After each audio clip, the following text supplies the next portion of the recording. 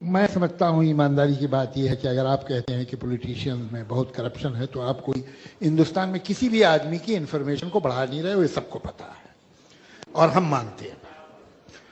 बाकी बचा ये कि आपको सर्टेन पॉलिटिशियंस या बहुत सारे पॉलिटिशियन या सारे पॉलिटिशियन बुरे लगते हैं या ये सिस्टम नहीं पसंद है पार्लियामेंट का, जिसमें 2 हाउसेस हैं, एक जुडिशरी का, इलेक्शंस का, असेंबलीज का। आपको ये सिस्टम नहीं अच्छा लगता।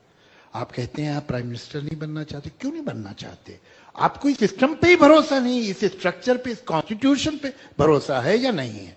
ये हो सकता है कि आपको मणिशंकर अय्यर साहब पे भरोसा ना हो, रविशंकर प्रसाद साहब पे भरोसा ना हो। आपको पूरा राइट है, अपना करें उन पे, लेकिन हिंदुस्तान के कॉन्स्टिट्यूशन पे आप विश्वास रखते हैं कि नहीं?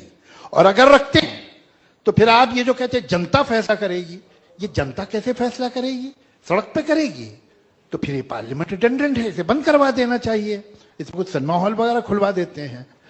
तो सवाल ये है कि आप सिस्टम को और इंडिविजुअल को कंफ्यूज करते हैं। पहले तो इसमें क्लियर हो जाइए। दूसरी ये कि ये बात दोनों ने कही अपने अपने तरीके से, और मैं बिल्कुल दोनों से सहमत हूं कि आप ये तो बताते हैं कि बुरा क्या है, आप ये नहीं बताते कि होना क्या चाहिए।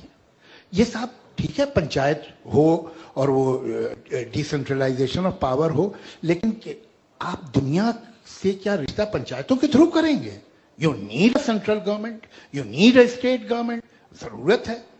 इस सिलसिले में एक ख्वाब है कम्युनिस्टों का, एक ख्वाब है संघ परिवार का, एक ख्वाब है कांग्रेस का। आप, मैं उन्हें से किसी से अग्री करें नहीं करें, लेकिन उनके पास एक विजन तो है। We may disagree with that. आपका विजन क्या, हमें आज तक नहीं पता चला। आपने सिर्फ हमें ये बताया ये बुरा है वो बुरा। You are like a journalist who is giving us information of telephone numbers. सवाल यह है कि इन टेलीफोन नंबर से क्या हिंदुस्तान ठीक होगा? क्या आपके पास आइडियल इंडिया का नक्शा क्या है जो हिंदुस्तान के कॉन्स्टिट्यूशन के अंदर है या बाहर है? मुझे नहीं